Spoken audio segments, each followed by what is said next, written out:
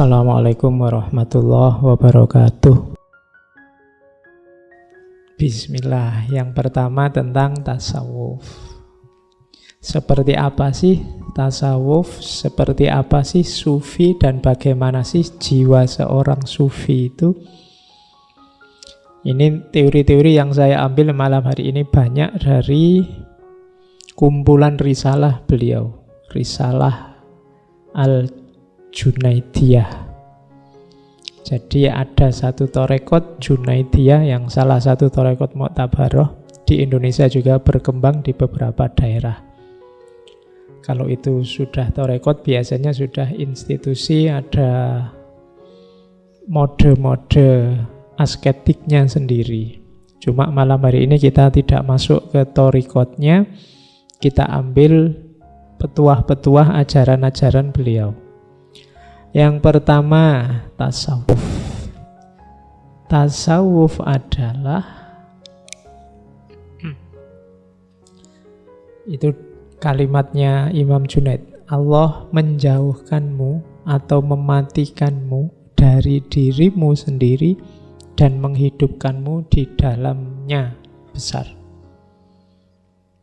Jadi kita hidup, seorang sufi itu berarti hidupnya adalah menepikan dirinya dan menghidupkan Allahnya. Seandainya kamu bayangkan dalam dirimu itu ada dua tombol, yang satu kalau diklik terus lagunya, nyanyiannya lagu dunia, yang satu kalau diklik yang lagunya lagu ilahi, ketuhanan. Sufi itu yang diklik yang ketuhanan. Jadi hidupnya hidup ala ilahi, tidak ala manusiawi. Apa kayak gitu manusiawi, Pak? Kan tadi disebut tidak ala manusiawi, ala ilahi. Loh Pak, normalnya manusia itu kan ya hidup di dunia dengan gaya dunia, dengan mode dunia. Tidak apa-apa kamu hidup di dunia dengan mode dunia, tapi orientasinya ilahi. Apapun yang kamu lakukan, apapun yang kamu kerjakan, ya memang medianya media duniawi, perangkatnya perangkat duniawi, modalnya duniawi, tapi arah tujuan targetnya harus ilahi. Ngaji ini kan duniawi. Kamu butuh baju, kamu butuh kendaraan, kamu butuh kopi, kamu butuh gelas, kamu butuh laptop, kita butuh LCD. Ini kan duniawi semua. Tapi barang-barang duniawi ini kita ajak untuk mengilahi, untuk merohani. Kalau kopi itu kamu ajak melekan nonton sepak bola misalnya, nah itu kamu ajak duniawi. Tapi kalau kopi kamu jadikan media untuk melekan ngaji, bukan ngaji filsafat lah, nggak mungkin kamu melekan ngaji filsafat. Ya. Jadi kalau melekan ngaji Quran misalnya, kamu ajak dia merohani, mengilahi. Kalau motormu kamu ajak jalan-jalan ke mall, ya dia sedang menduniawi. Tapi kalau kamu ajak ke masjid untuk jamaah, dia kamu ajak untuk merohani, mengilahi. Nah, hidupnya seorang sufi itu seluruh aspeknya dibawa untuk hidup di dalamnya. Itulah yang disebut mengilahi. Kalau kalian nanti belajar mengolah rohanimu, mengilahi, jiwamu akan tertempa. Diilustrasikan di kalimat yang kedua itu. Jadi tasawuf itu menempa jiwa.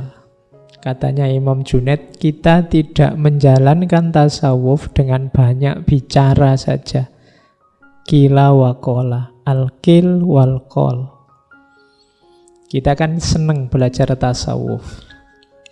Kadang-kadang kita mimpi pengen jadi sufi, terus punya karomah apa, terus bisa menaklukkan orang, bisa menyembuhkan orang, macam-macam cita-citamu.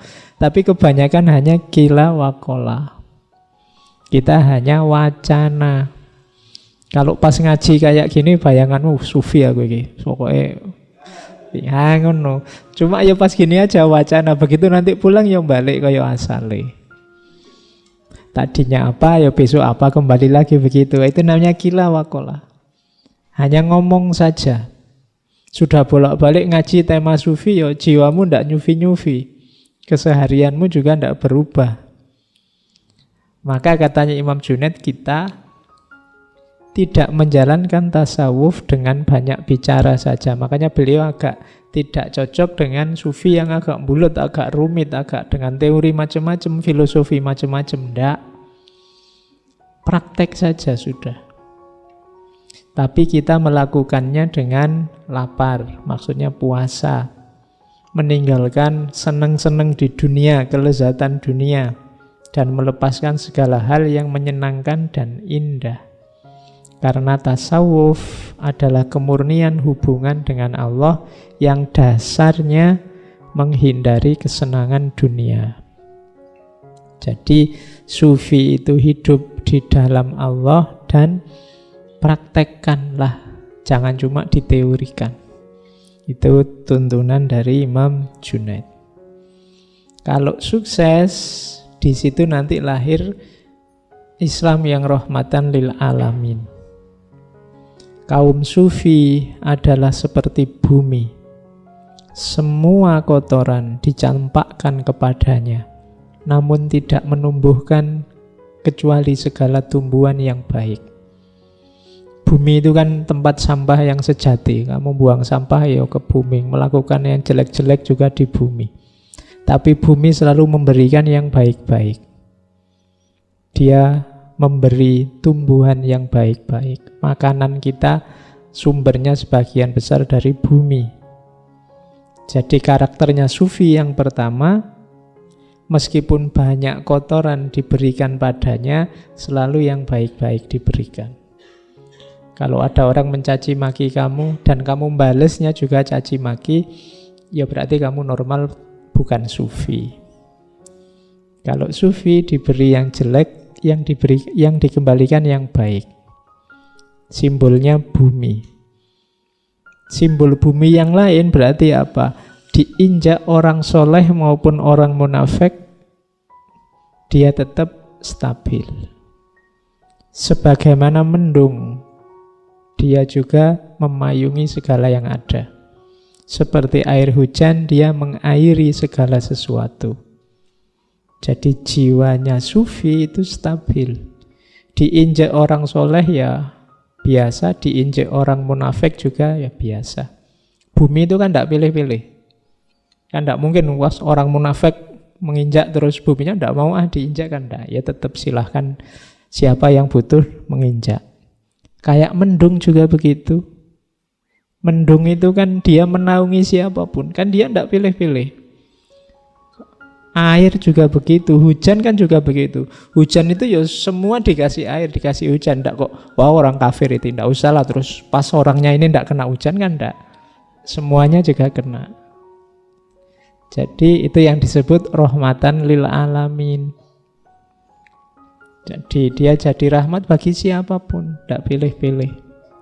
Nah, kalau kalian nyampe level ini, jiwamu jiwa sufi sudah. Jadi analoginya, simbolnya bumi. Diberi kotoran bermacam-macam, balasannya yang baik-baik. Diinjak siapapun diperlakukan sama. Siapapun dinaungi. Kalau mau memberi tidak pilih-pilih, semua diberi yang baik-baik. Itu simbolnya bumi.